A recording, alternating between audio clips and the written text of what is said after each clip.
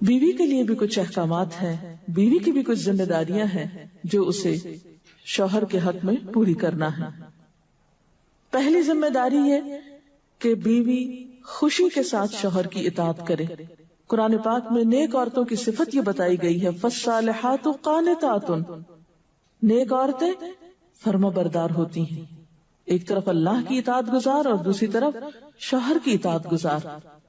شوہر کی اطاعت کے بارے میں ایک حدیث میں آتا ہے، آپ صلی اللہ علیہ وسلم نے فرمایا، دو قسم کے لوگ ایسے ہیں کہ جن کی نمازیں ان کے سروں سے اوپر نہیں جاتی، ایک وہ غلام جو اپنے آقا سے بھاگ جائے جب تک کہ واپس نہ آئے، اور دوسرے وہ بیوی جو اپنے شوہر کی نافرمانی کرے جب تک کہ نافرمانی سے باز نہ آ جائے۔ یہاں تک حکم ہے کہ بیوی شوہر کے معاملے میں کسی دوسرے کی بات نہ مانے، یعنی شادی کے بعد ایک عورت جب شوہر کے گھر چلی جاتی ہے تو پھر شوہر کا حق سب سے بڑا ہو جاتا ہے۔ بعض اوقات ہمارے معاشرے میں ایک طرف شوہر کچھ کہتا ہے، دوسری طرف والدین کچھ کہتے ہیں، تیسری طرف کسی اور کا مشورہ کچھ ہوتا ہے، عورت بیچاری بیچ میں پس جاتی۔ ایسے موقع پر عورت کے لیے کیا لازم ہے، اس کی پرائرٹی کیا ہوگی کہ وہ اپنے شوہر کی بات مانے۔ عورت کی دوسری بڑی ذمہ داری اپنی آبرو اور عزت و عصمت کی حفاظت ہے۔ عورت کوئی ایسا کام نہ کرے جس سے اس کی عفت و عصمت پر کچھ حرف آئے۔ ازدواجی زندگی کی خوشی کا راز باہم ایک دوسرے پر اعتماد ہے۔ اگر کوئی بھی ایسا کام عورت کرتی ہے جس سے شوہر کے دل میں شک ہو جاتا ہے، اعتماد ختم ہو جاتا ہے، تو اس سے ازدواجی زندگی کی خوشیاں ختم ہو جاتی ہیں۔ یہ اعتماد بے حد ضروری ہے، اور اس کے لیے اپنی عزت عصمت کی خصوصی حفاظت۔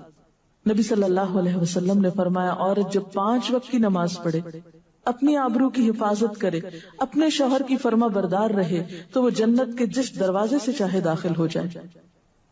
اسی لیے شوہر کی اجازت اور مرضی کے بغیر گھر سے بھی نہیں نکلنا چاہیے۔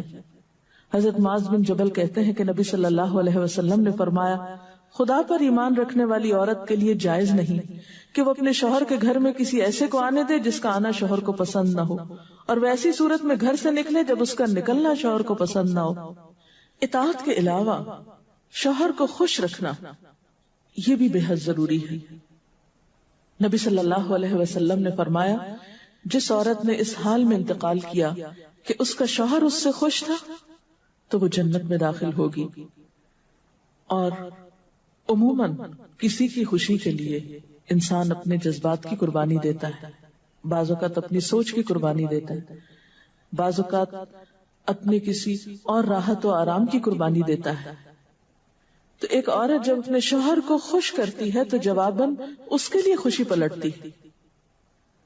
اس لیے گھریلو زندگی کی خوشی کا انحصار اسی بات پر ہے کہ دونوں ایک دوسرے کے لیے قربانی کے جذبات رکھتے ہوں، ایک دوسرے کے لیے رحمت اور ایک دوسرے کے لیے مودت کا ذریعہ ہوں، جیسا کہ قرآن پاک میں شادی کا مقصد یہ بتایا گیا کہ دونوں کے درمیان باہم مودت اور رحمت کے جذبات ہوں، ایک دوسرے کے لیے سکون کا باعث ہوں، تاکہ انسانی زندگی بہترین طریقے پر رواں دواں رہے۔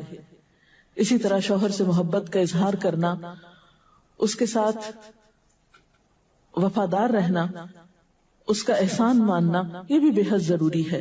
حضرت اسماء کہتی ہیں کہ ایک بار نبی صلی اللہ علیہ وسلم میرے پاس سے گزرے، میں اپنی سہیلیوں کے ساتھ تھی، آپ نے ہمیں سلام کیا اور ارشاد فرمایا، تم پر جن کا احسان ہے ان کی ناشکری سے بچو۔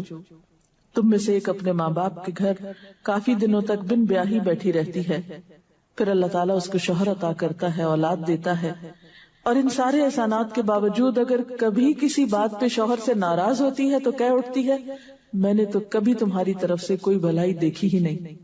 یہ جملہ ناشکری کا جملہ ہے جو عورت کو نہیں بولنا چاہیے۔ قیامت کے دن اللہ تعالیٰ اس عورت کی طرف نظر رحمت اٹھا کر نہیں دیکھے گا جو شوہر کی ناشکری ہوگی۔ اور آخری بات یہ کہ عورت کے اوپر لازم ہے کہ وہ اپنے گھر بار، مال و اسباب اور اپنی ذمہ داریوں میں شوہر کی مددگار رہے، شوہر کی وفادار رہے۔ آپ صلی اللہ علیہ وسلم نے فرمایا، قریش کی عورتیں کتنی اچھی عورتیں ہیں جو بچوں پہ بہت مہربان اور شوہر کے گھر بار کی حفاظت کرنے والی ہیں۔ آپ صلی اللہ علیہ وسلم نے ایک اچھی عورت کی خوبیاں بیان کرتے ہوئے فرمایا، مومن کے لیے خوف خدا کے بعد سب سے مفید اور باعث خیر نعمت نیک بیوی ہے۔ نیک بیوی کون سی؟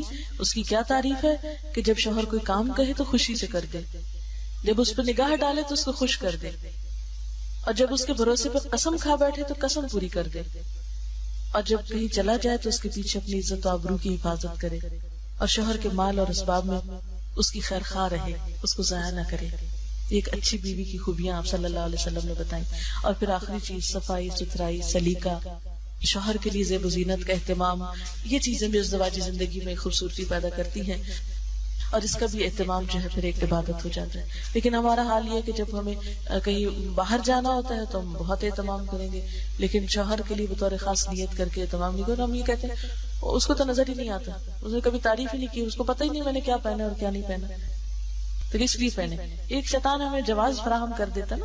حالانکہ ہر کوئی ڈسکرپٹیو نہیں ہوتا، جس طرح بعض اوقات ہم خواتین بہت ڈسکرپٹیو ہوتی ہے، اس نے یہ پہنا، اس کا یہ اینگل تھا، یہ ایسا تھا ویسا تھا۔ شوہروں مردوں کی اس طرح کی نظر نہیں ہوتی، پھر ہم ان سے وہ ایکسپیکٹ کرتے ہیں جو ہم خود کر رہے ہوتے ہیں یا خود چاہتے ہیں، وہ اس میں پورے نہیں اترتے تو ہمارے اسٹینڈرڈ سے گر جاتے ہیں۔ تو اس سے یہ ہے کہ ان کی اور بھلائیاں یاد رکھ کے اگر اس طرح کی کوئی کمی کوتاہی ہو جائے تو اسے اگنور کر دینا چاہیے، اور ان کے لیے بھی بطور خاص اہتمام کرنا چاہیے۔ اب دیکھیے کہ مثلا اس جگہ پر ہم بیٹھے ہوئے ہیں، اس جگہ کو خوشگوار بہت سی چیزوں نے ملا کے بنایا، سب لوگوں کا اکٹھا ہونا ایک خوشی کا باعث ہے، یہ پھول رکھے ہوئے، یہ روشنی ہے۔ اب ہم ایک ایک چیز گن تو نہیں سکتے، لیکن اوور آل ہر چیز کا اپنا ایک ایفیکٹ ہے، اور ہر چیز کا اپنا ایک اثر ہے۔ تو اسی طرح شوہر اور بیوی کے تعلقات میں بہت ساری چیزیں ایسی ہوتی جو ہم کو نظر نہیں آ رہی ہوتی، جو سامنے اس کا اثر نہیں ہوتا مگر وہ بیک گراؤنڈ میں ہوتی ہیں، مگر ہم ان کو کبھی بھی نہیں سامنے لاتے اور کبھی بھی ان کا ذکر نہیں کرتے۔